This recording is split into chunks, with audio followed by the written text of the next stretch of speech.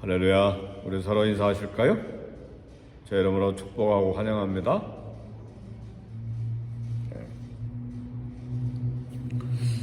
오늘 본문에는 예수님의 제자들을 70명 불러 둘씩 짝을 지어서 각 동네로, 각 지역으로 전도대를 파송한 모습이 나옵니다. 그 전에는 12제자들을 둘씩 짝을 지어서 또 파송해서 전도한 그런 사건도 또 다른 복음서에 나와 있습니다. 근데 전도대를 파송할 때 갑자기 이루어진 것이 아니고 그 전에 많은 훈련을 하셨습니다. 사람 낚는 업으로 불러서 교육하고 양육하고 훈련하고 또 주님이 본을 보여주시고 또 함께 먹고 함께 잠자고 함께 생활하면서 좀 이렇게 훈련을 하시고 그리고 보내실 때에 그냥 보내신 것이 아니고 귀신을 쫓아내고 또 병자들을 고치시는 권세를 주셔서 보내셨습니다. 네, 전략적으로 또 빈손으로 가게 하셨습니다. 지갑이나 또 가방이나 신발, 돈 그런 여행의 필수품을 가져가지 않도록 그렇게 했습니다. 생명의 위협과 또 안전의 위협이 있었지만 하나님의 공급만을 의지하도록 또 전도할 때 전도받은 사람, 구원받은 사람들이 주는 대로 먹도록 그렇게 했습니다. 하나님의 평안이 그 가정에 임하기를 또 선물하고 축복했기 때문에 또 당연히 환대를 받도록 그렇게 했습니다. 근데 그 환대가 좋은 환대든 또 부족한 환대든 큰 환대든 작은 정성이든 옮겨 다니지 말고 아이 집에는 좀 불편하다. 그러니까 옮기자. 아이 집에는 식사가 부실하다. 그러니까 옮기자. 그러지 말고 영접한 그곳에 그 가정을 축복하고 그렇게 복을 빌고 환대가 좋든 말든 계속 계산하지 말고 불평하지 말고 있는 대로 먹고 그렇게 해라. 굉장히 중요한 말씀들입니다. 때때로 단기선교 옛날에 어느 교회 단기선교 훈련 하는데 와서 강사로 해달라고 그래서 1시간 가서 저 일랜드에 가가지고 선교사 때입니다. 미국에 와서 공부할 때. 근데 이렇게 10몇 명인가 20몇 명인가 모였는데 교회가 크니까요. 보니까 라면을 옆에 쌓아놨더라고요. 그래서 내가 그거 지적했어요. 가면 그 지역의 음식을 먹어야지 당신들만 따로 라면 끓여 먹을 거요. 그렇게 하지 마시오. 그러잖아요. 가서 전도하고 그 현지인 교인들 아니면 성도들, 청년들하고 같이 협력해서 할 텐데 자기들끼리 라면 냄새 풍기면서 끓여 먹고 현지인들은 현지인 음식 먹고 얼마나 기분 안 좋겠어요. 그죠?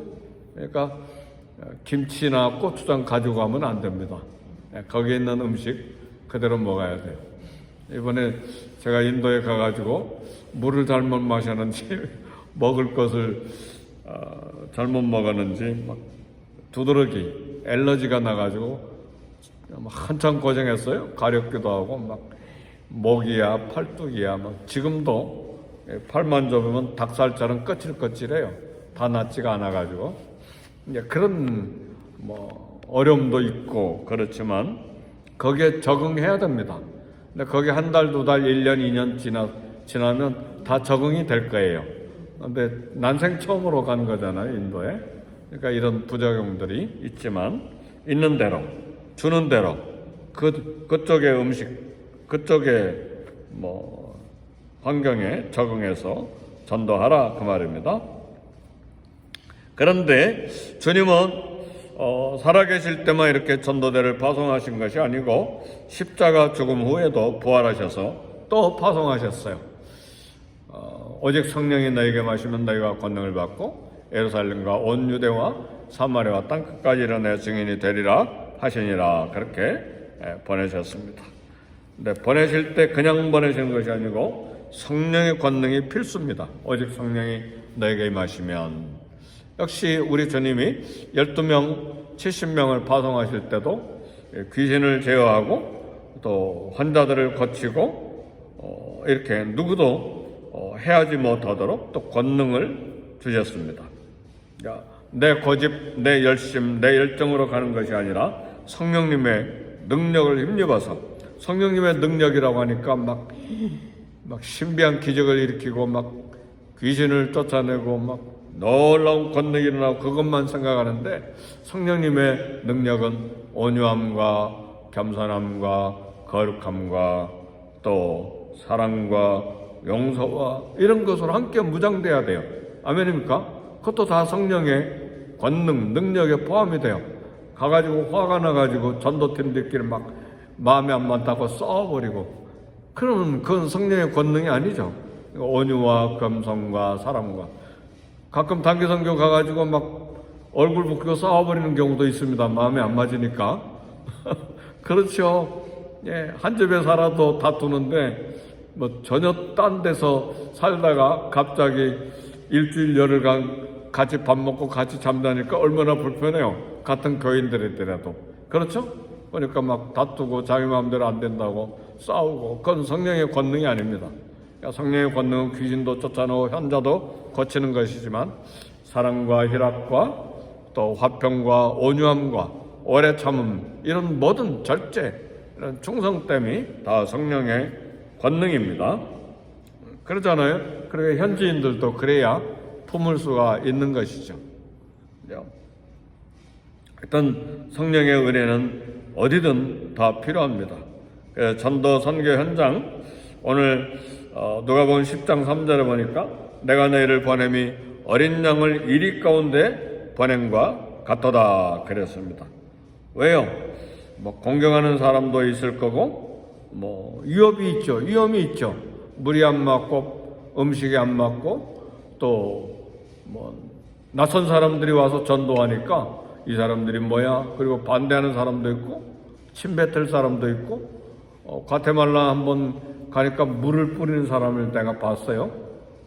가신 분들 경험했는지 모르겠어요. 그러니까 싫다 그 말이죠. 물을 쫙 뿌리더라고요. 네. 팀끼리 이렇게 나눠 가는데, 네. 그런 경우들도 있죠.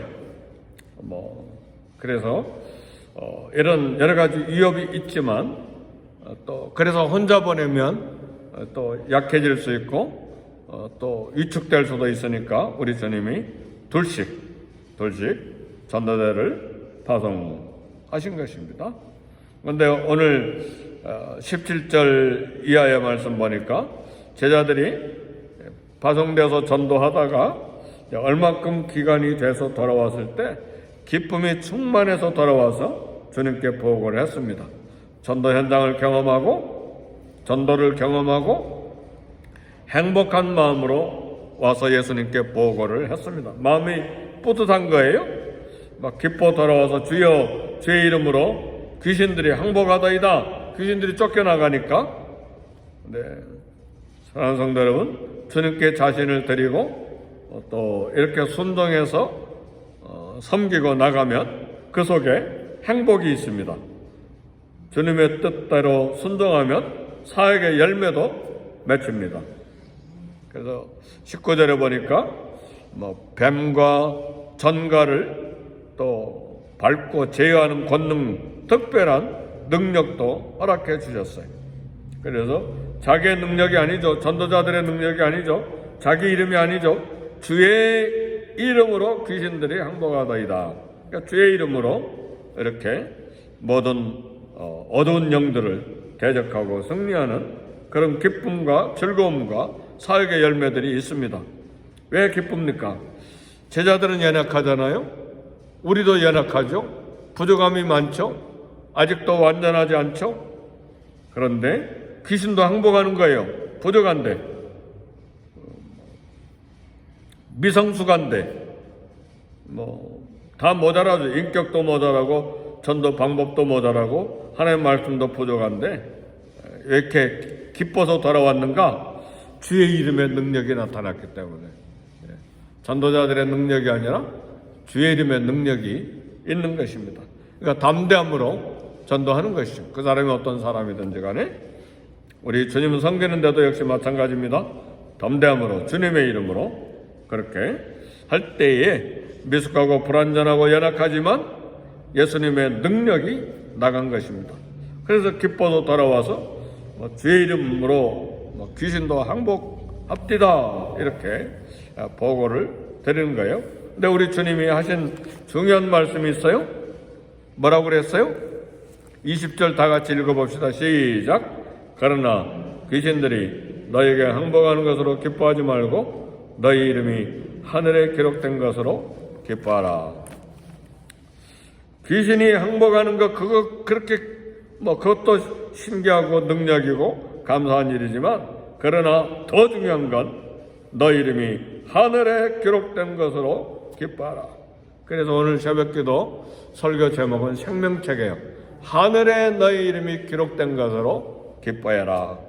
하늘의 생명책에 너희 이름이 기록된 것으로 기뻐해라. 하늘의 생명책이 있다고 성경은 여러 군데 구약에도 신약에도 많은 이야기가 나오는데 그 생명책이 꼭 이런 문자책으로 있는 것으로만 생각할 필요는 없어요. 만약 그랬다면 하늘의 도서관이 막 책이 어마어마하게 많겠죠. 요즘은 그런 도서관이 필요 없죠. 인터넷 조그만 손톱만한 칩에 책이 막 수천 수만 권이 들어갈 수도 있는 거니까 꼭 그렇게 도서관 책으로만 생각할 필요는 없는데 중요한 건 하늘에 이름이 기록된 건 우리가 생명을 얻었다는 말이에요. 아멘 할렐루야. 영생을 얻었다는 말이에요. 네. 그래서 그것으로 기뻐해라. 이 생명은 일시적인 목숨이 아니죠. 요한복음 1장 4절에 보니까 그 안에 생명이 있었으니 예수님 안에 있는 생명이에요. 그 생명이 우리에게 주어졌다는 말이에요. 그래서 요한복음 10장 10절 내가 온 것은 양으로 생명을 얻고 더 풍성히 얻게 하려는 것이라.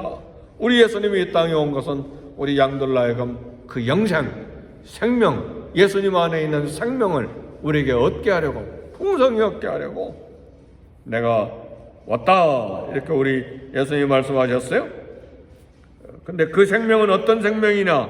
그리스도죠. 빌립보서 1장 21절 보니까 내게 사는 것이 그리스도니, 내 안에 사는 분이 그리스도니, 그 말은 내 안에 예수님이 사신다는 말씀이기도 하지만 예수님의 생명이 내 안에 있다는 말씀이에요. 그리스도의 생명, 영원한 생명이에요. 그래, 빌립보서 4장 3절의 사도 바울은 말합니다. 그 이름들이 생명책에 있느니라. 아멘. 예수님을 믿습니까? 저와 여러분들의 이름이 하늘의 생명책에 기록된 걸 믿습니까? 그 말은 우리에게 하나님 주신 영생이 있다 그 말이에요. 영원한 생명이 있다는 말입니다. 다니엘서 12장 1절에도 그때의 내 백성 중 무릇 책에 기록된 모든 자가 구원을 얻을 것이라 그랬어요. 하나님이 작정하신 모든 하나님의 자녀들이 다 구원을 얻을 것이라 그랬습니다. 계시록 21장 27절에도 속된 것, 가증한 일, 거짓말한 자는 그리로 들어오지 못하되 오직 어린 양의 생명책에 기록된 자들 뿐이라. 천국에 들어간 자들은 어린 양의 생명책에 기록된 자들, 다시 말하면 예수 그리스도를 믿는 사람들만 천국에 있다는 말입니다. 그래서 우리의 사명은 성령님으로 권능을 받고 예수님 전도하고 파송받은 이유는 죄인들이 어떻게 하도록 예수님의 어린 양의 생명책에 이름이 기록되도록 하기 위하여, 다시 말하면 그들이 구원을 받도록 하기 위하여 예수 그리스도로 말미암아 생명을 얻도록 성령님 권능을 주시고 우리가 파송되는 것입니다. 요한복음 5장 24절에 뭐라고 이야기합니까? 진실로 진실로 내게 이르노니 내 말을 듣거나 보내신 이를 믿는 자는 영생을 얻었고 심판에 이르지 아니하느니 사망에서 생명으로 옮겼느니라. 아멘. 할렐루야. 이 영생 얻는 것, 죽음에서, 저주에서, 지옥에서 천국으로, 사망에서 생명으로 옮겼느니라. 이 생명을 얻도록 죄인들이 어린 양의 생명책에 이름이 기록되도록, 구원을 얻도록 우리에게 성령 주시고 권능 주시고 우리를 전도자로 파송하시는 것입니다. 그래서 요한계시록 22장 17절 보면 듣는 자도 오라, 목마른 자도 오라, 원하는 자는 값없이 와서 생명수를 받으라 그랬어요. 그 생명수가 누구예요? 예수 그리스도죠. 예수 그리스도. 물 한 잔이 아니에요. 예수 그리스도의 생명, 그리스도 안에 있는 생명. 듣는 자, 복음을 듣는 자, 목마른 자, 영혼의 갈증이 있는 자, 구원받기를 원하는 자, 값없이 생명수를 받으라. 믿음으로, 공로가 아니라 믿음으로 그리스도를 받아 생명을 얻어라, 영생을 얻어라 그 말이죠.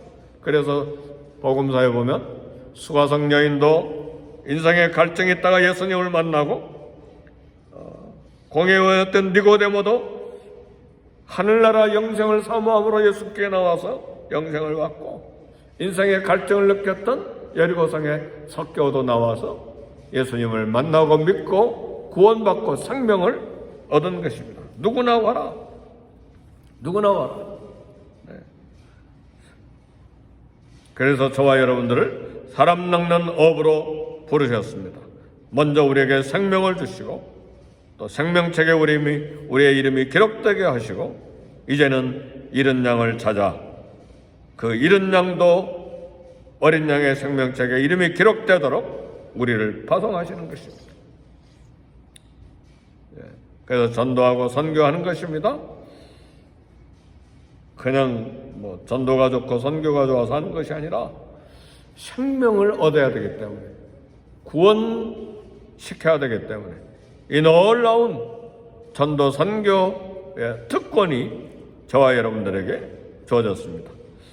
제자들이 둘씩 가서 전도하고 귀신을 쫓아내고 영혼을 건지고 기뻐서 돌아와서, 기뻐했다는 말은 행복하고 만족했다는 말이에요.